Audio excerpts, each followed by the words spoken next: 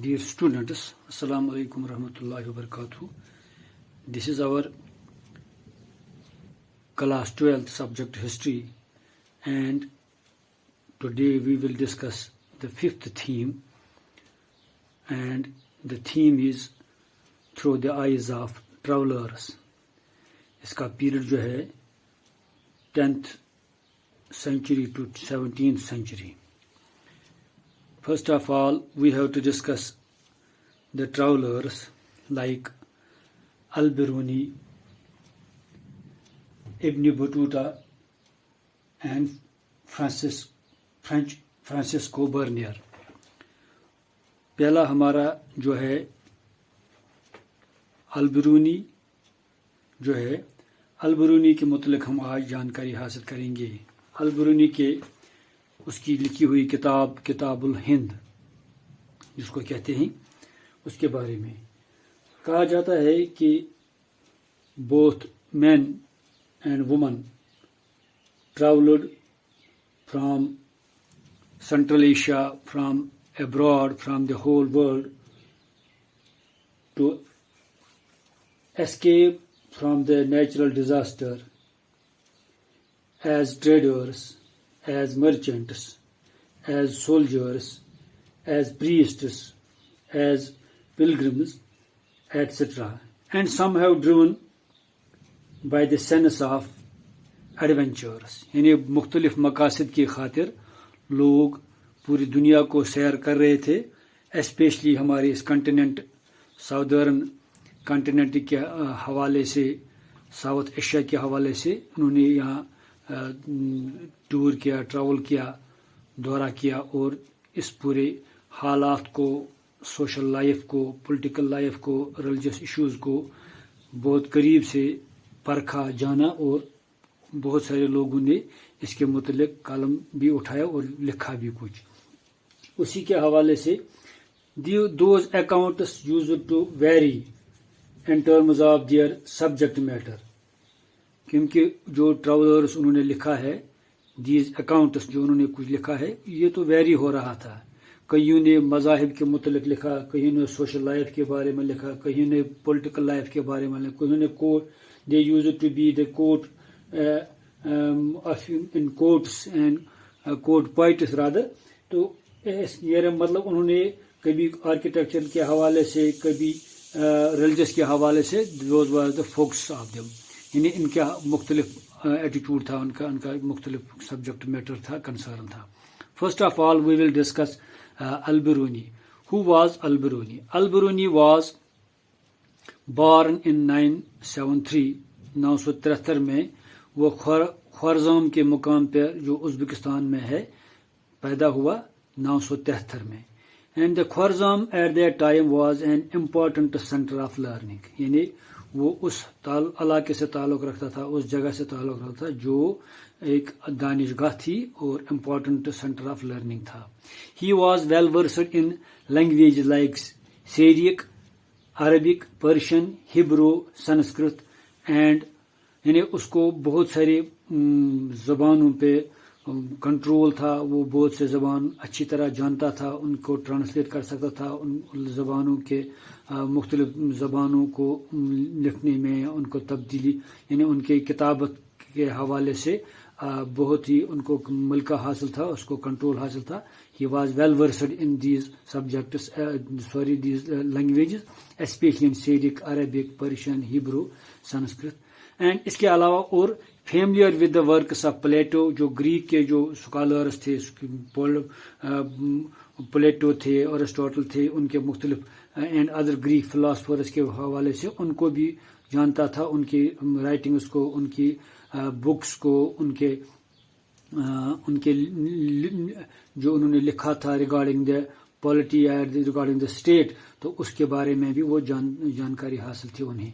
Also with the Indian languages like Pali and प्राकृत. यानी अल-बिरूनी को जो इंटरनेशनल लैंग्वेज थे उनके अलावा हिंदुस्तानी जो लैंग्वेज थी, specially in Pali and Prakrit, in language पे वो भी उनके भी फैमिलियर था. वो ये लैंग्वेज को जानता था پڑھ سکتا تھا لیکن ویل ورسڈ تھا ان لینگویج میں.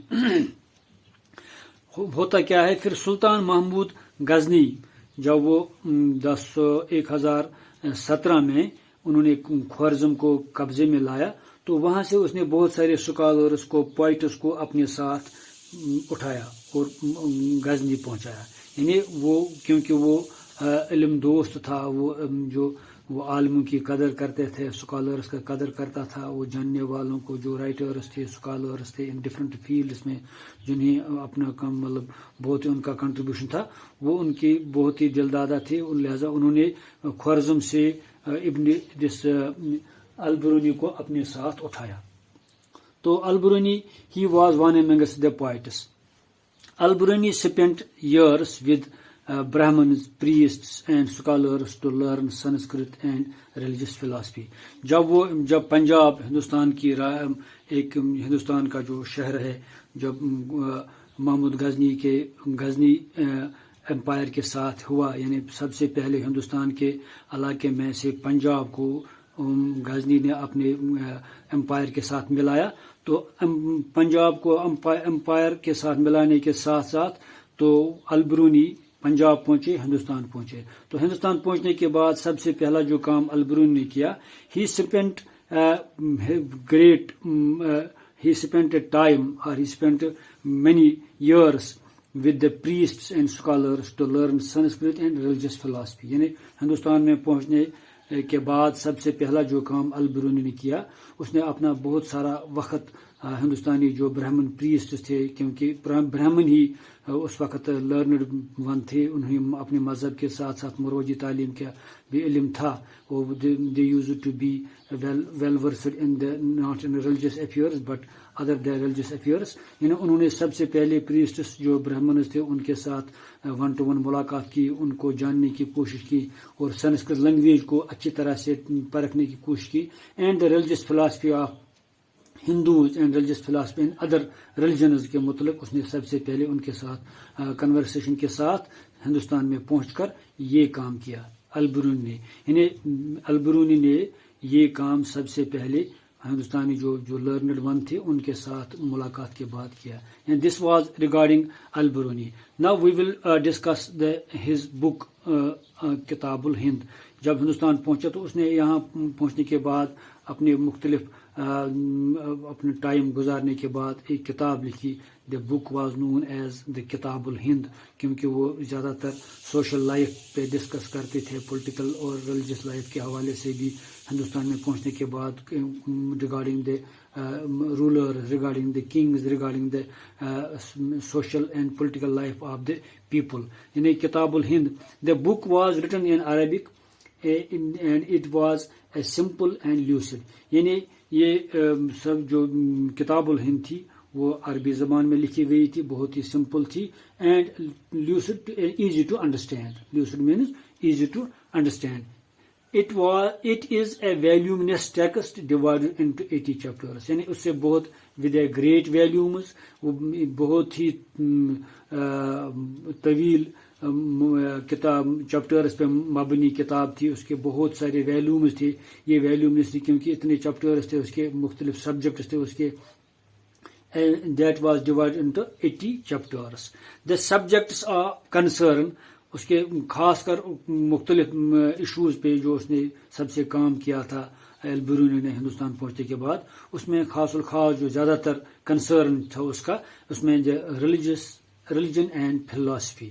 یہاں پہنچنے کے بعد جو ابھی برہمن پریسٹ کے ساتھ ڈسکس ہوا کرتا تھا, تو religion and philosophy was his first concern regarding in India.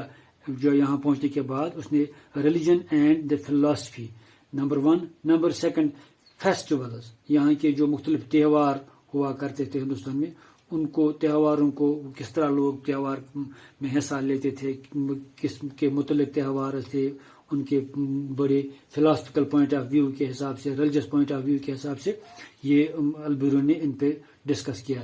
Astronomy کے بارے میں, مینرز کے بارے میں, کسٹمز کے بارے میں, and social life, weights and measures, iconography. Iconography means the subject regarding the image, regarding the pictures. یعنی وہ اس یہ فلاسفی یعنی یہ سبجیکٹ جو ہے یعنی یہ وہ سبجیکٹ ہے یہ وہ associated with the subject of themes represents the pictures and the images iconography. Laws, alchemy. Alchemy is the past chemistry جس کو آج ہم کیمسٹری کہتے ہیں اس وقت وہ اس کو کیمسٹری کے نام سے الکمی اس کو کہتے تھے. اینڈ دا میٹرولوجی ایٹسٹرا یعنی جو میجرمنٹس کے حوالے سے یا جو آج کل میٹرولوجی ڈپارٹمنٹ جو ہے ان مختلف فیلڈس کے حوالے سے وہ اس کا کنسرن تھا دس بک کتاب الہند. یعنی کتاب الہند میں جو سب سے اس کا کنسرن تھا ریلیجن تھا ریلیجن اینڈ اٹس فلاسفی تھا ریلیجس فیسٹیولز تھے ایسٹرانومی تھا مینرز تھے یعنی اخلاق کے حوالے سے یا اس کے مختلف کیا اصول تھے ضوابط روابط کیسے تھے اینڈ کسٹمز سوشل لائف کے بارے میں ویٹس اینڈ میجرز کے بارے میں آئیکونوگرافی کے بارے میں لاز الکمی اینڈ میٹرولوجی یعنی یہ اس کے خاص جو سبجیکٹ ٹو کنسرن جو اس کا تھا خاص سبجیکٹ جو اس تھا اس پہ میں ڈسکس کیا تھا. اس کے علاوہ البرونی کا جو خاص کنسرن تھا that was he also worked on medicines and astronomy. اس نے ادویات پہ بھی کام کیا اس نے ادویات کے متعلق بھی لکھا اور ایسٹرانومی کے بارے میں بھی یعنی اس نے اس کے علاوہ بہت سے لینگویجز میں بہت سے وہ سنسکرت کو ٹرانسلیٹ کیا ان عربکس یا بکس ان ہبرو کو بھی ٹرانسلیٹ کیا ان عربکس اینڈ پرشین یعنی مختلف لینگویجز کو بھی ایک دوسرے لینگویج میں اس نے ٹرانسلیٹ کیا تھا جو اپنی کتاب لکھی تھی ڈفرنٹ لینگویج میں اس کو ٹرانسلیٹ کیا تھا. And next we will discuss Ibn Battuta and his findings or his travel history or travel account. Today it is enough for you. Thank you.